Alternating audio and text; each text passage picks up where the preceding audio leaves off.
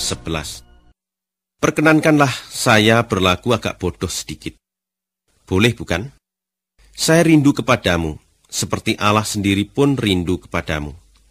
Kalian adalah seperti seorang gadis perawan yang masih suci, yang sudah saya janjikan untuk dinikahkan dengan seorang suami, yaitu Kristus. Tetapi saya khawatir pikiranmu akan tergoda untuk tidak setia lagi kepada Kristus, sama seperti Hawa dahulu juga tergoda oleh kelicikan si ular. Sebab rupanya kalian senang saja menerima orang yang datang kepadamu dan mengajar tentang Yesus yang lain, bukan Yesus yang kami perkenalkan kepadamu. Dan kalian mau juga menyambut roh dan kabar baik yang sama sekali berlainan dengan roh Allah dan kabar baik yang pernah kalian terima dari kami. Saya sama sekali tidak merasa lebih rendah dari rasul-rasul yang luar biasa itu. Mungkin saya kurang pandai berbicara, tetapi mengenai pengetahuan, saya bukan orang yang bodoh. Itu sudah kami buktikan kepadamu dalam segala hal. Pada waktu saya memberitakan kabar baik dari Allah kepadamu, saya tidak minta kalian membiayai saya sedikit pun. Dan dengan demikian saya membuat diri saya menjadi rendah. Saya lakukan itu untuk meninggikan kalian. Apakah itu suatu kesalahan saya terhadapmu?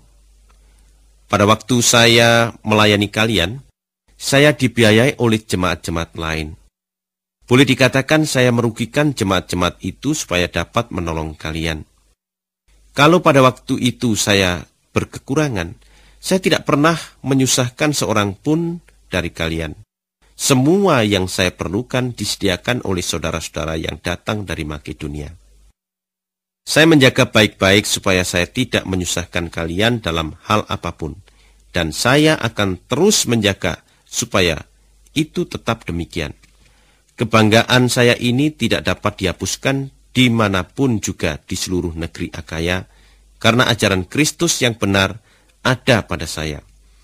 Mengapa saya berkata begitu? Apakah oleh sebab saya tidak mengasihi kalian?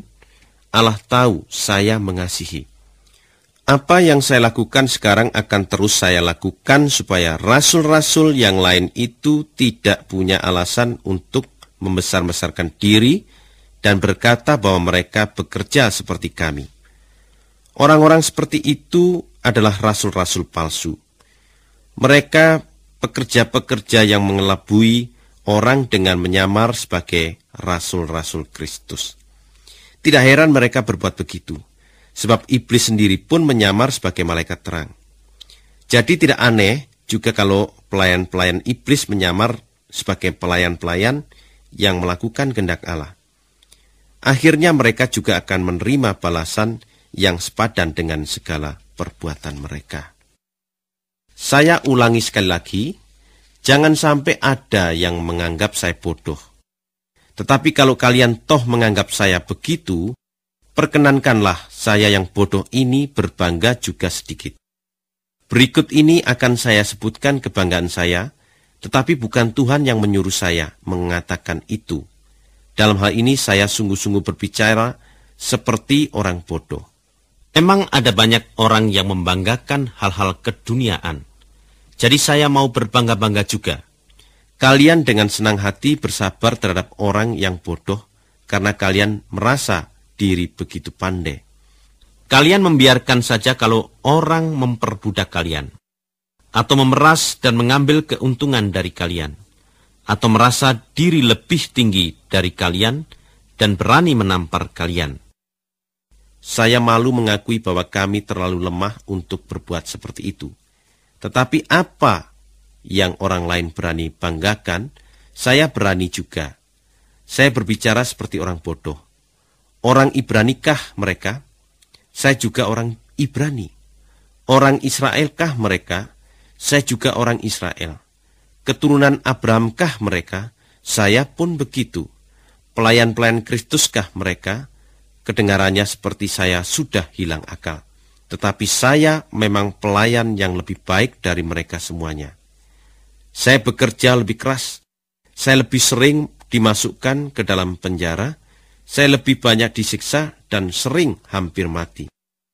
Sudah 5 kali saya disiksa oleh orang Yahudi dengan pukulan cambuk 39 kali. 3 kali saya dicambuk oleh orang-orang Roma. Pernah pula saya dilempari dengan batu. 3 kali saya mengalami karam kapal di laut, dan sekali saya terapung-apung di laut selama 24 jam. Banyak kali saya mengadakan perjalanan yang berbahaya, diancam bahaya banjir, bahaya perampok, bahaya dari pihak Yahudi maupun dari pihak bukan Yahudi, bahaya di dalam kota, bahaya di luar kota, bahaya di laut, dan bahaya dari orang-orang yang mengemukakan diri sebagai saudara Kristen, padahal bukan. Saya membanting tulang dan berjuang setengah mati. Sering tidak tidur, tidak makan, tidak minum, banyak kali terlantar dalam keadaan lapar, kedinginan karena kurang pakaian, dan tidak mempunyai tempat tinggal. Di samping semuanya itu, setiap hari saya cemas juga akan keadaan semua jemaat. Bila ada yang lemah, saya pun turut merasa lemah juga. Bila ada yang jatuh ke dalam dosa, hati saya turut hancur. Nah, kalau saya harus membanggakan sesuatu, maka saya membanggakan hal-hal yang menunjukkan kelemahan saya. Allah Bapa dari Tuhan Yesus tahu bahwa saya tidak berdusta. Terpujilah namanya selama-lamanya. Ketika saya berada di Damsyik, gubernur yang berkuasa di situ di bawah pemerintahan Raja Aretas menyuruh tentara menjaga pintu kota itu untuk menangkap saya.